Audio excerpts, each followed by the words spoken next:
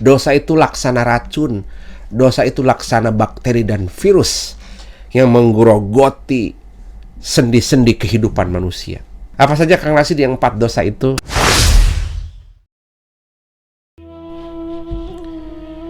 Bismillahirrahmanirrahim. Assalamualaikum warahmatullahi wabarakatuh. Alhamdulillahi wa kafa, wassalatu wassalamu ala sayyidinal mustafa wa ala alihi wa ashabihi ahli sidki wal wafa. Asyhadu an la ilaha illallah wa asyhadu anna sayyidana Muhammadan abduhu wa rasuluh. Ayuhal hadirun, bunda ayahanda yang hadir di majlis Kuliah 2 Kang Rashid, ittaqullaha haqqa tuqatih wa la tamutunna illa wa antum muslimun. Kita mohonkan kepada Allah bersama-sama, semoga majlis Kuliah 2 Kang Rashid ini menjadi sebab, menjadi perantara terkuatkannya keimanan kita, menjadi jalan termotivasinya untuk mempertahankan keimanan kita kepada Allah Subhanahu wa Ta'ala.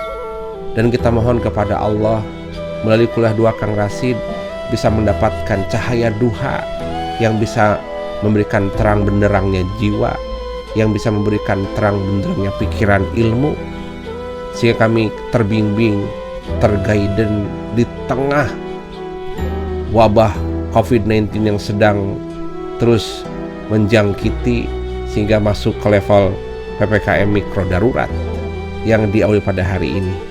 Semoga kita terus terbimbing dalam haitsu ma kunta, dimanapun kita berada dan apapun keadaan kita.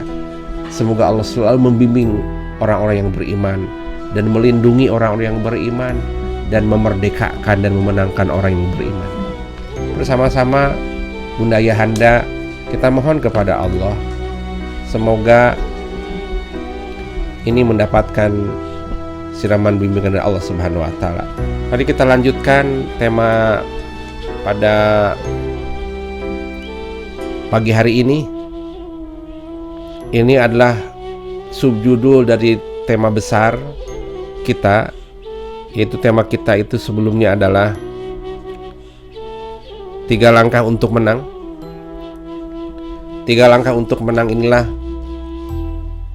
punten bagaimana kita mempertahankan kesejahteraan, mempertahankan ketentraman, mempertahankan keunggulan, mempertahankan pribadi yang selalu dekat kepada Allah Subhanahu wa Ta'ala. Itu adalah hakikat kemenangan. Kemenangan pula adalah bagaimana kita bisa mendrive, bisa mendidik nafsu yang selalu mengarahkan kita kepada kejahatan dan kemungkaran. Kita adalah sebagai pemenang, dimenangkan melalui puasa Ramadan, sehingga kita terdidik, terlatih bagaimana mengendalikan nafsu. Karena nafsu adalah lokomotif untuk mengadakan perubahan. Perubahan ke arah negatif, nafsu komandonya. Perubahan ke arah positif, nafsu juga komandonya. Kemampuan kita adalah bagaimana mengarahkan lokomotif nafsu ini ke jalan Allah Subhanahu wa Ta'ala, yaitu nafsul mutmainnah. Kemampuan mengendalikan nafsu ke jalan Allah itu adalah kemenangan. Tapi bagaimana mempertahankan kemenangan? Ada 3 langkah besar di sana. Salah satu langkah itu adalah bagaimana kita selalu dekat ke Allah dan selalu beristighfar, mohon kebersihan batin, rohani, jasmani kita kepada lewat istighfar dan taubat. Maka langkah pertama adalah hindarkan diri dari perbuatan dosa. Salah satu kuncinya adalah kita dawam, kita selalu, kita always, kita terbiasa mohon ampun kepada Allah. Rasulullah SAW saja yang sudah dapatkan privilege ampunan dari Allah, ia selalu setiap saat ba'da salat fardu selalu membacakan istighfar, mohon ampun kepada Allah. Apalagi kita sebagai umatnya. Mempertahankan diri untuk selalu dekat kepada Allah, mempertahankan diri untuk selalu mohon ampun kepada Allah, itulah kunci langkah pertama terbesar untuk mempertahankan kemenangan. Lanjutan pada Kuliah 2 pagi hari ini adalah subjudul dari tadi, jauhkan, hindarkan diri dari kehidupan yang penuh dosa dan angkara. Salah satunya adalah ini, bahwa kita harus terhindar dari dosa. Dan kita harus waspada, dosa itu seperti virus yang masuk ke dalam tubuh. Virus, bakteri itu adalah sumber malapetaka, mendatangkan penyakit, mendatangkan daya tahan tubuh menjadi rontok akibat virus dan bakteri yang masuk ke dalam tubuh dengan berbagai saluran, bisa lewat pernapasan, lewat mata, lewat udara yang kita hirup. Itulah saluran-saluran pintu-pintu masuknya bakteri dan virus, bisa melalui minuman dan makanan. Maka kita itu ketika bakteri, virus masuk ke dalam tubuh, dia menggerogoti, tidak tumbang pada saat itu.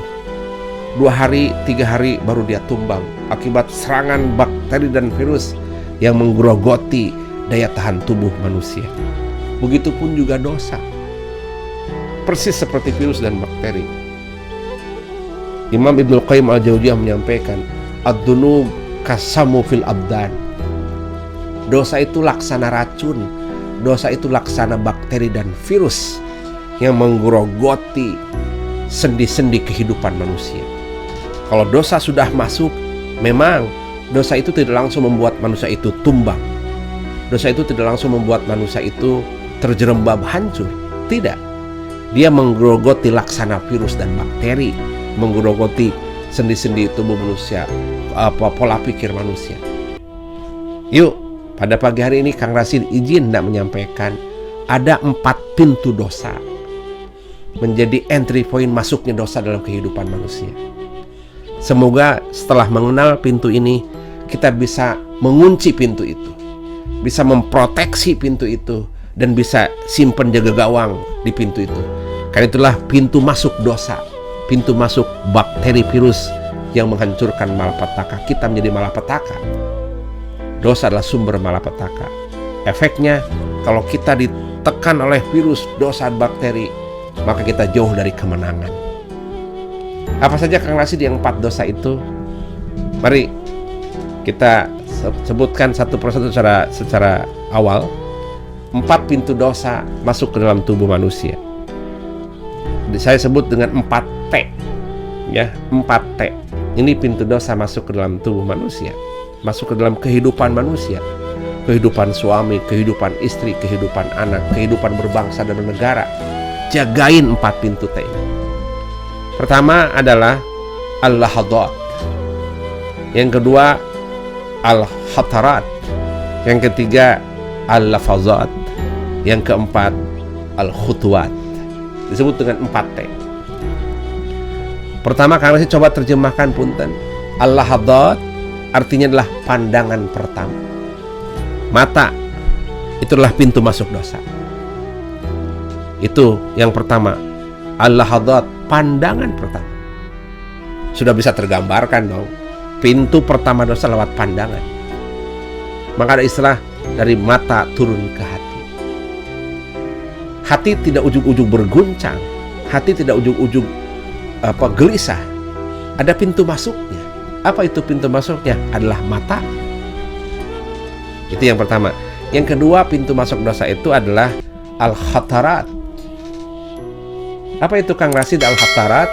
Al-khatarat adalah pikiran, lintasan pikiran. Dari pandangan mata ke jadi pikiran. Duh, tadi cantik sekali ya. Duh, tadi ganteng sekali ya. Duh, yang tadi bagus barangnya ya. Jadi lintasan pikiran. Pikiranmu adalah pintu masuk dosa. Al-lahadat, pandangan. Al-khatarat, lintasan pikiran. Okay. Pintu dosa yang ketiga adalah al-lafazat, ucapan. Berapa banyak orang terkena menjadi marah, menjadi murka akibat ucapan. Ucapan pintu dosa.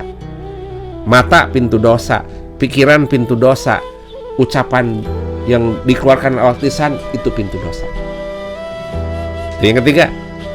Dan yang keempat adalah 4 pintu dosa itu. Yang keempat adalah al-khutuwat.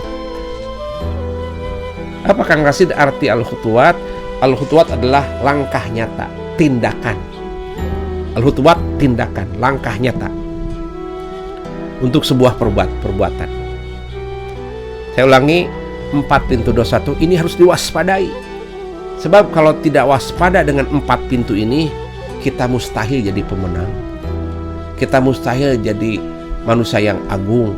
Kita mustahil menjadi pribadi yang unggul kalau 4 pintu ini nggak dirawat. Apa tadi Bunda Ayahan dan Indaku? 4 pintu itu adalah, pertama, apa tadi? Al-lahadat, pandangan. Yang kedua, al-khatarat, lintasan pikiran. Yang ketiga apa? Al-lafadat, ucapan. Yang keempat apa tadi? Al-khutuwat, tindakan atau langkah nyata untuk perbuatan. Tapi yuk kita kupas satu persatu. Pandangan. Apa tadi? Al-lahadat. Tapi sudah dicatat?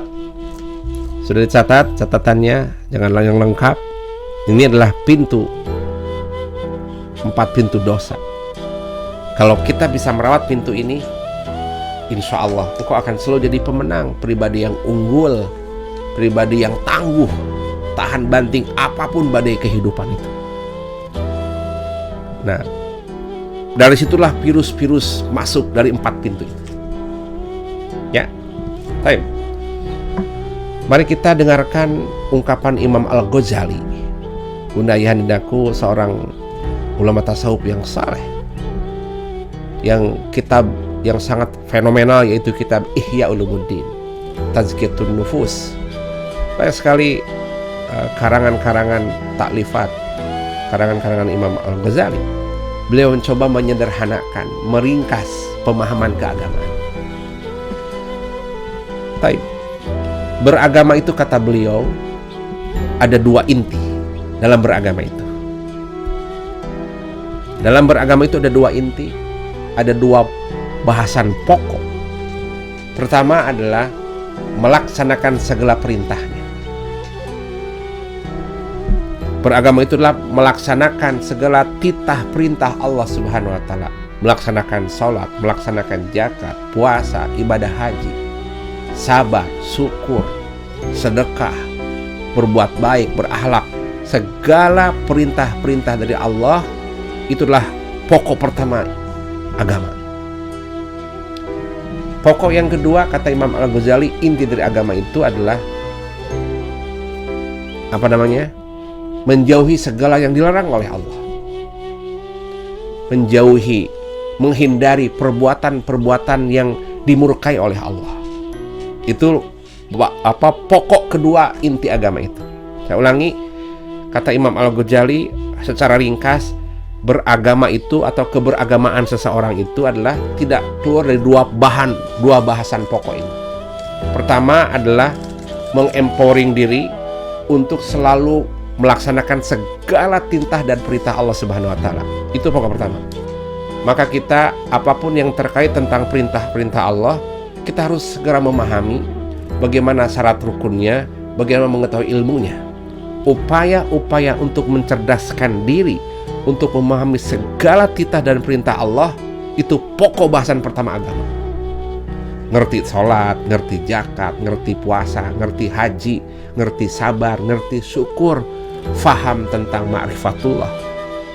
Itu pokok yang kedua. Pokok yang kedua adalah menghindari, menjauhi perbuatan-perbuatan yang dimurkai oleh Allah. Berbohong, membunuh, khianat, dusta, mengingkari segala perintah Allah, menjauhi segala apa yang Allah titah. Itu bahan pokok yang kedua. Baik. Nah, 2 bahan pokok inilah, bahasan pokok agama ini menjadi celah bagaimana setan menggoda manusia. Dari 2 bahasan pokok ini menjadi celah manusia digoda oleh setan lewat 2 celah ini. Bagaimana Kang Rasid, setan iblis laknatullah itu menggoda manusia dari 2 celah ini? Taib. Dia menggunakan 2 senjata. Pertama menggunakan senjata subhat. Yang kedua menggunakan senjata syahwat. Apa Bunda Ayahan Dinaku?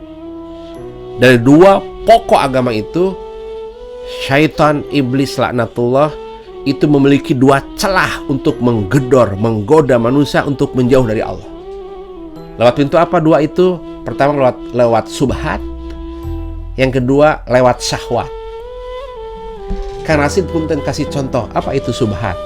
Subhat itu adalah pikiran-pikiran yang membangkang perintah Allah. Pikiran-pikiran yang tidak sejalan dengan kebaikan yang Allah ajarkan. Dengan kata lain itu bid'ah.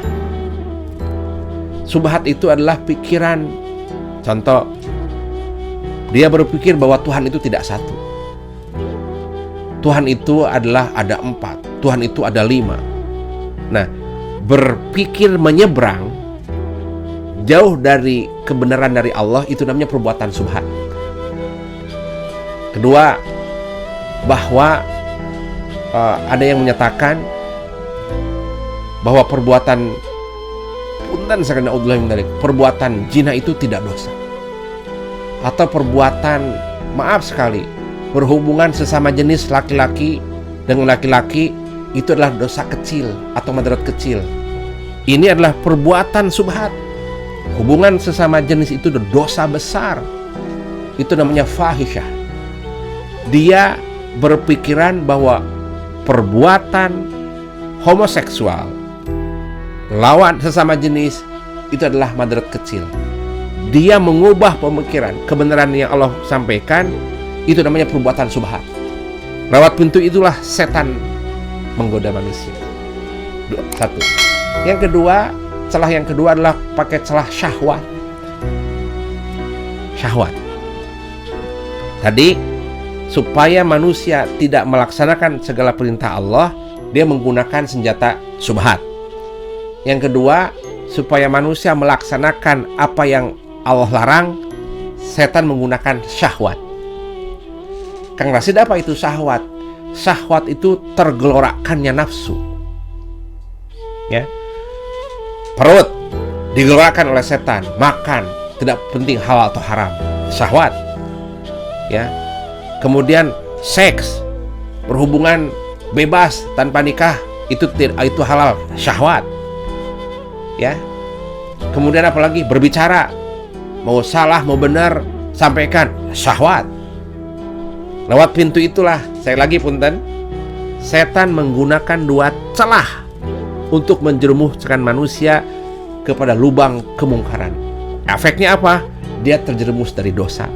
Maka efeknya dia tidak akan jadi pemenang, bahkan dia akan menjadi pecundang. Na'udzubillah summa na'udzubillah min dzalik. Baik. Izin saya ulangi lagi. Bahasan pokok agama adalah dua: melaksanakan perintahnya, menjauhi segala yang dilarangnya oleh Allah. Kemudian dua pintu inilah yang digunakan celah oleh syaitan, laknatullah, untuk supaya manusia tidak melaksanakan perintah Allah. Dia sumbangkan pemikiran-pemikiran subhat di pikiran orang yang beriman. Yang kedua, untuk menumbangkan bahwa dia melaksanakan segala yang dilarang Allah, dia menggunakan pakai pintu syahwat, subhat dan syahwat. Baik. Lebih detail lagi tentang ini, punten, 3 langkah untuk menang apa tadi? Jangan biasakan, jangan, lindungilah kita untuk tidak dari perbuatan dosa. Jangan sampai kita terjebak dari perbuatan dosa. Karena perbuatan dosa adalah merontokkan kemenangan, merontokkan keunggulan, bahkan menghadirkan musibah dan malapetaka. Mengenal itu menjadi wajib supaya kita tidak terjerumus kepada kehancuran dan kenistaan. Sampai Allah berfirman dalam surat Al-Baqarah, Bismillahirrahmanirrahim, wala tulku bi'aidikum ila tahlukah. Janganlah engkau menjerumuskan diri kepada lubang kehancuran, lubang kebinasaan. Taib. Nah, kemudian ada ulama yang mencoba mendetilkan. Salah satunya adalah Ibnu Qayyim al-Jauziyah. Kemudian juga Imam Al-Ghazali, dan juga diperluas oleh Imam Ibnu Athaillah Sakandari.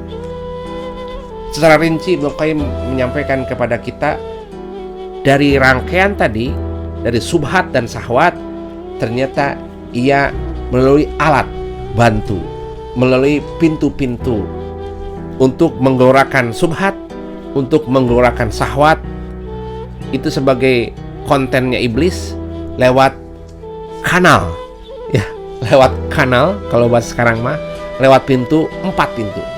Apa tadi? Pertama lahadat, pandangan. Yang kedua hatarat, lintasan pikiran. Yang ketiga lafadat, ungkapan-ungkapan, ucapan-ucapan. Ya. Yang keempat al-khutuwat, tindakan-tindakan. Hatur nuhun, jumpa kembali di Sabtu yang akan datang, tetap di Kuliah Duha Kang Rasid. Assalamualaikum warahmatullahi wabarakatuh.